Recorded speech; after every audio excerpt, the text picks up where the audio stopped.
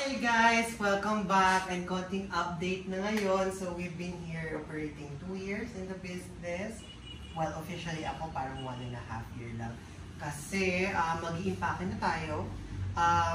Magkakaroon na kasi ako ng OJT and then very demanding yung schedule ko. So, naalala niyo yung first video. Naalala mo yung first video natin. No, iyak! Walang iiyak for today's video.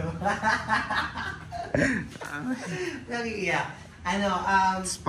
It's part of life, guys, na, you know, may i-build kayong something, magpaplano kayo, tapos mag-grow kayo, gano'n.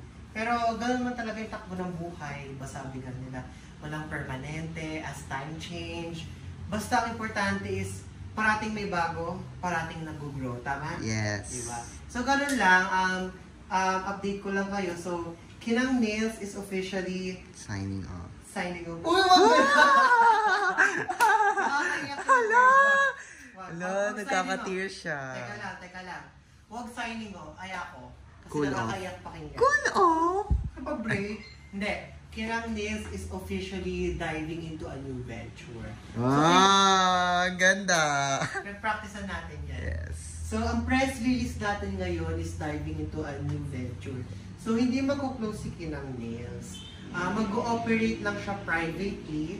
And then, recently kasi, nabubuk na ako sa mga photoshoot, sa mga fashion, mga booking na ganyan. So, doon na lang ulit tayo. Babalik tayo sa ganun. Kung may oras ako. Kasi ngayon, very demanding na yung schedules ko sa school. Alam niyo naman guys, di ba, na ano na ako. Yun, sumusunod.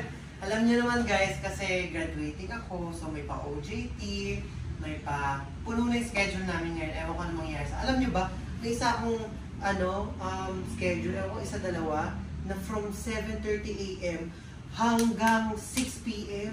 Tapos pakati pa ako, tapos sa Bacoor ako na uwi. So, those are one of the reasons na kailangan ko let go. Ilang deal? No, kailangan kong gumawa ng decision. Kasi guys, sa part ng buhay ko na to, by the way, I'm 23 years old. No? Ang natutunan ko dito is, nakakakaba na gumawa ng plano, kung mabubuhay pa kami dito. Kasi alam ko nung ginawa namin ito, parang kinakabahan kami na yung overhead ba natin mababayaran natin. Hindi mo tayo pinabayaan ng Diyos. Tapos, basta ang daming pagbabago naganap. So, adventure siya. Natutunan ko din dito sa business na mag-business na huwag kang matakot. Subukan mo lang. And hindi ka pababayaan ng Diyos as long as kumikilos ka at masipag ka. Kukuchits! Josh Boy ka yan, hindi. So yun, basta kumikilos ka, ginagawa mo yung research mo, hindi kasi pwedeng business ka, tapos ganun na lang, may bibili. Hindi pwedeng ganun. Merong matematika, may scientifics dyan, may psychology. Formula ba? Parang may formula, tama. So yun, nasa na ba ako?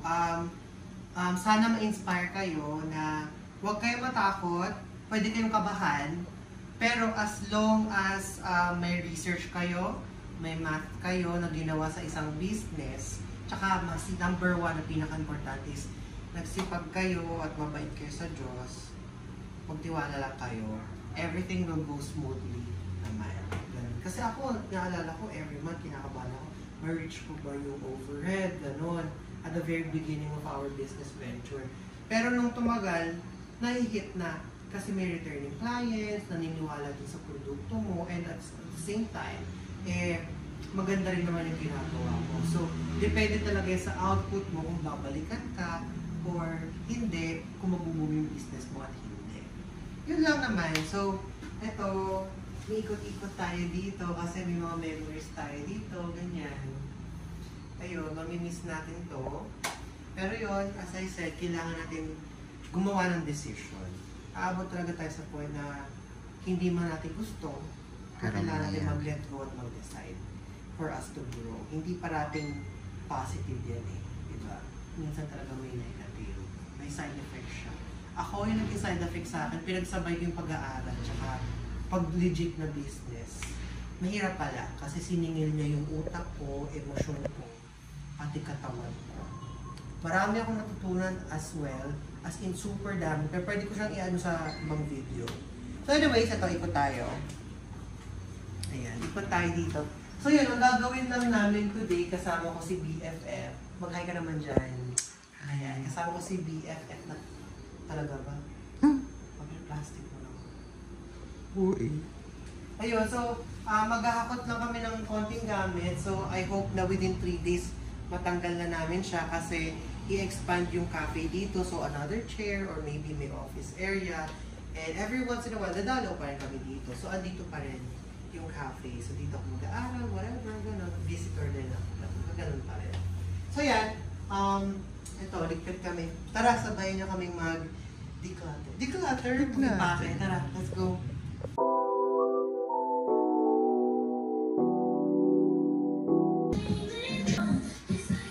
Yan, pati yung mga nasa taas ba ah.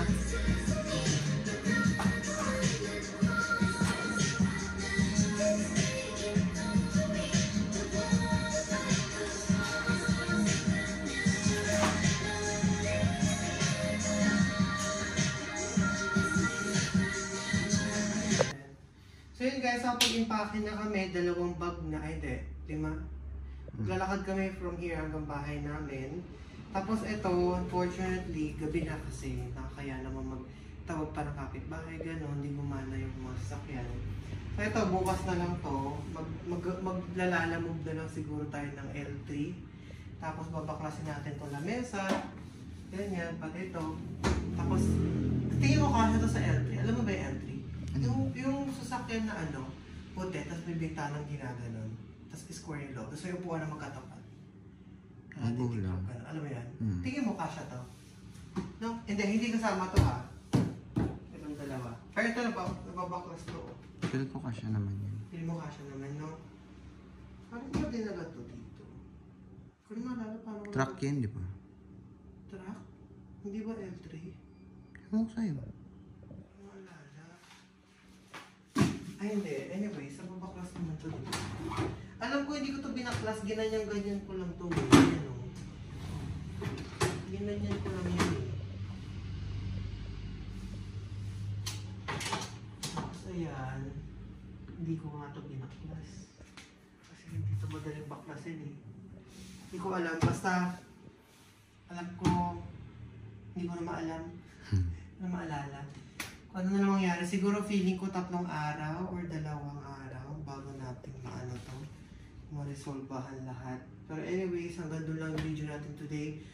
Tapos abangan niyo ako bukas para sa day 2. Ano na? Ayaw ko. Tama na to? So yun guys, pinalayas na kami ng mga gulang namin. Charot, joke. Hindi, ito yung first part na paglilipat namin. 2 yung bag sa likod ko. May trolley. Tapos, yun guys, pagod na siya. Pagod ako. Ayan, so naglalakad na kami pa uwi. Naglakad lang kami. Buti na lang malapit lang yung shop namin. So yan. Matutulog kami after this. Tapos, see you on day 2. Hi, be! Parang malungkot tayo. Yan. So yan guys. Wala na po tayong gamit at kung ano-ano dyan. Malinis na po. Yan. Klaro na po. Ano tayo guys? JR. Tika ka muna. Mamaya na yan. Tika. Uy, ano po sa camera? So yun guys, natanggal na namin lahat. Uy! So yun, natanggal na natin lahat. Ang pagod ng besi ko. Ayan. So yun, natanggal na lahat ng gamit. Nagbuhat na kami. Binilisan ko lang para hindi ma-interrupt yung business operation ng cafe. Tapos, nagtatawagan ko ng L3 para ilipat yung gamit. Grabe guys. Pati yung paglipat ng gamit, magsara ka ng business, magastos pa.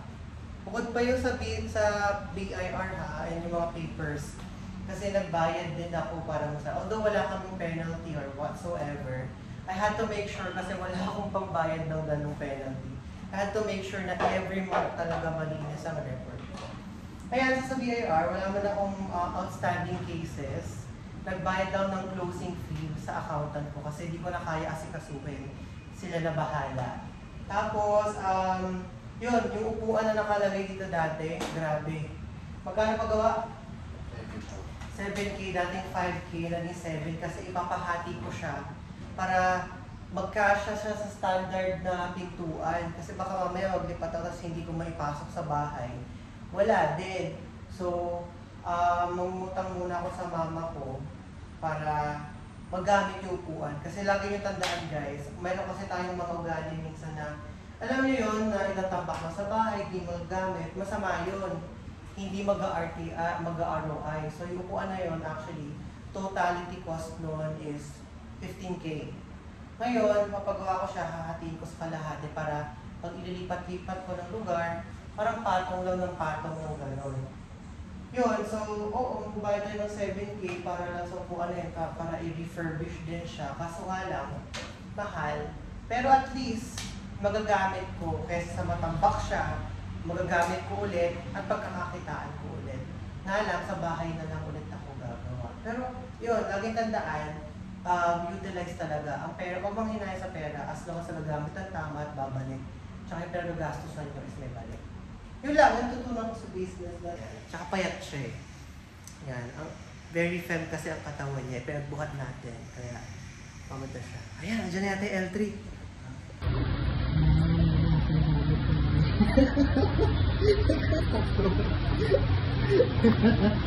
Ayan, kasi ko pala ano, yung mga bag mo na unahin mo, yung mga bag, dito sa side na to, dito sa side na to, tapos itong cabinet dito sa kaliwa. Ayan, lipat mo yan din yan. Isa-isa mo yan ah.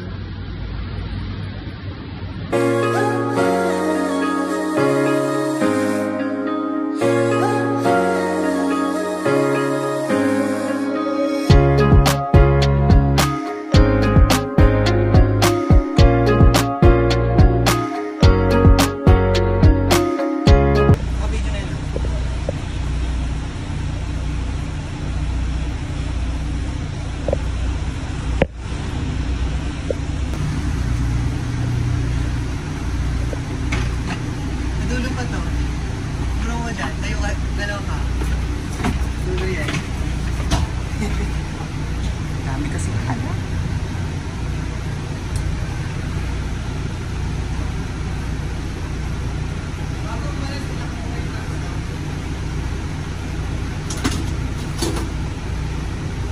Kasya naman diba? Dito tayo sa loob.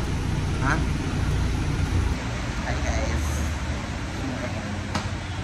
Sa taas.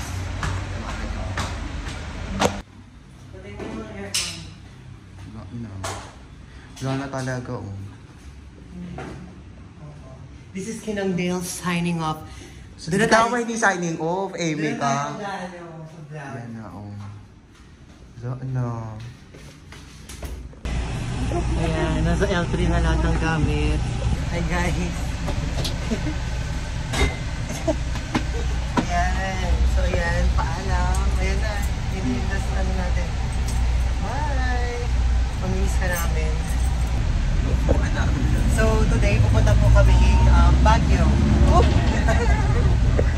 Papunta sa... Ang galing kami yan, Laguna? Sa Santa Rosa? Dito. Ano daw? Hi, Chip! Tama? Ayan, ito pang aming subdivision. Ito to. Ano ba sabi mo sa subdivision natin? Arik. Medyo kulang-kulang konti. Kulang-kulang po. Ayan. Ito yung mga cups. No? Dito? Andyan. So, ayun guys. Grabe. Tignan nyo. Ayan. Yan lahat yung cutics tsaka gel polish natin. Pagod ka? Yan. So, nakabalik na tayo dito sa bahay ng tatay ko. Ayan. As you can see guys, lahat po yan ay gel polish at cutics. Bukod pa, yung mga bag na yan, may laman pa yan. Kaka-impake lang namin. Grabe. Ayan. Grabe. Daming gamit. So, ayan. Isa-set up ko to lahat sa kwarto ko and then update ko na lang kayo sa next video na yon. Pangit na lighting. Ano ito? Ano? Ano? Uy, ba't ikaw? Ba't ikaw yung naiyak? Bakit? Ano yung sabi mo? Guys, Gugu, ay, naka-record ba? Guys, naiyak si best friend. Ba't ikaw yung ako yung nagsara, ikaw yung... Baka napagod lang yan. Uy! Bakit? Bakit? Ano yun?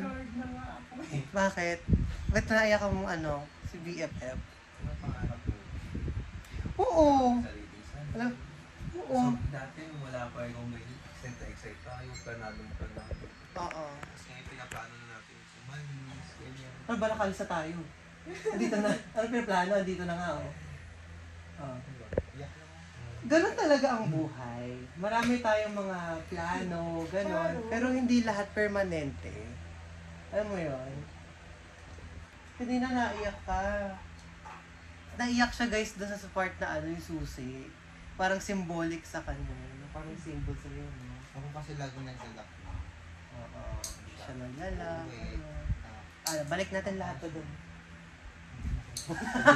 Balik natin lahat to. Pwede naman. Extend tayo 1 month. Pagod na. So yun guys, huwag niyo kalimutan like, comment, and subscribe to our channel. Kalimutan yung share talaga. Sige, pwede nyo rin i-share yung guys. Alaman. Share nyo na rin yung video na to guys para ano. Share nyo yun. Para mag-post Follow na rin ako guys, Kakarat sa TikTok. Ayan, here. Yan.